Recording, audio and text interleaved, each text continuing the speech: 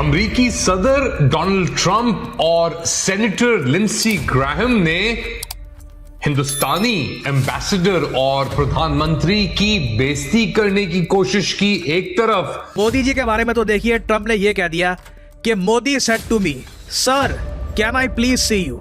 मतलब ये अपने आप में बहुत ज़्यादा एक अजीब तरीके से उन्होंने डिस्क्राइब किया है पीएम मोदी के साथ कॉन्वर्जेशन को, कि प्राइम मिनिस्टर मोदी इनको कहते हैं कि sir can I please see you, ये जवाब में कहते हैं ओके हाँ बोलो।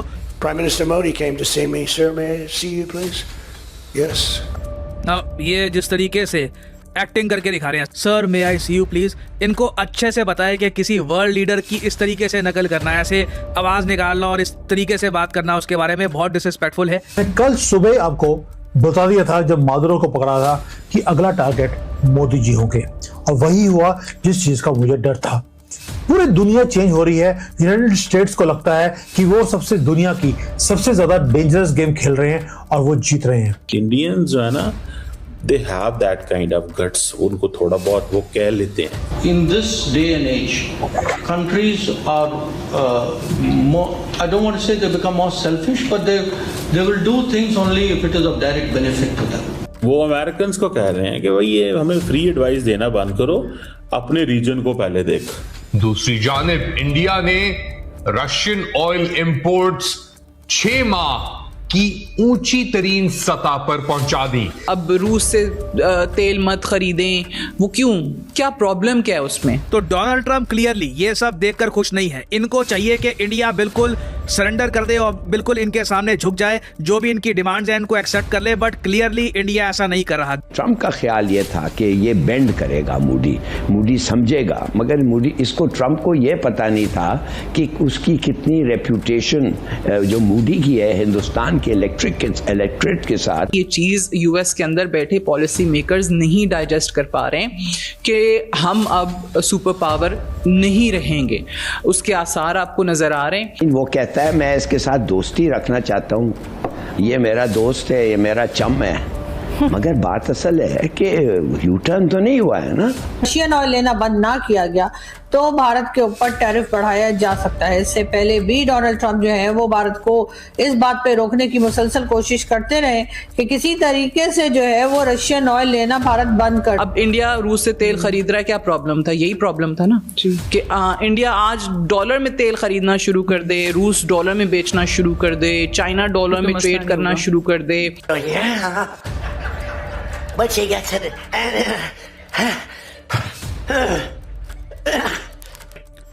अगेन ये अलग ही टाइप की इनकी आज के समय मेंटल स्थिति है। और कुछ लोग कमेंट करते हैं कि बाइडेन की अलग तकलीफें थी, ट्रंप की अलग तकलीफें हैं। इसने क्या कहा था ट्रंप ने कहा था कि इंडिया के टैक्सेस हमारे माल पे इतने हैवी हैं और इतने हाई हैं, इतने ऊंचे हैं कि रिडिकुलस है, और हम ऐसा नहीं ट्रेड रखेंगे हिंदुस्तान के साथ। हमारे पे अगर 100% लगाते हम भी उन पे 100% लगाते हैं। रशियन ऑयल का भी इशू था। एक तो वो था, एक वजह था, नहीं दूसरा वजह ये था कि उन्होंने कहा कि जब अमेरिका चाहता है अमेरिका को इंडिया को कुछ चीज बेचे, कोई नया प्रोडक्ट आए, ऐसे ऑब्स्टिकल एंड बैरियर्स उनके लॉज में हैं कि हम पहुंच नहीं सकते उधर। ठीक है। तो हमारा तो ऐसे कोई बैरियर्स और ऑब्स्टिकल्स नहीं है। तो ये, और तीसरा उसने कहा था कि हम सैंक्शंस लगाते हैं एक मुल्क पे और हिंदुस्तान उनसे कोई खास नहीं खरीदता था, हम सैंक्शंस लगाते हैं मुल्क में, क्यों कि हम नहीं चाहते हैं कि रूस जाके यूक्रेन में लोगों को मारो और 4 लाख लोग तो उधर मर गए हैं, हम ये वो को खत्म करना चाहते हैं। मगर इंडिया क्या करता है, वो अपनी कीमत रूस कम कर देती है, मोदी साहब फट करके पहुंच गए, खूब खरीदना लेते खरीद रहे।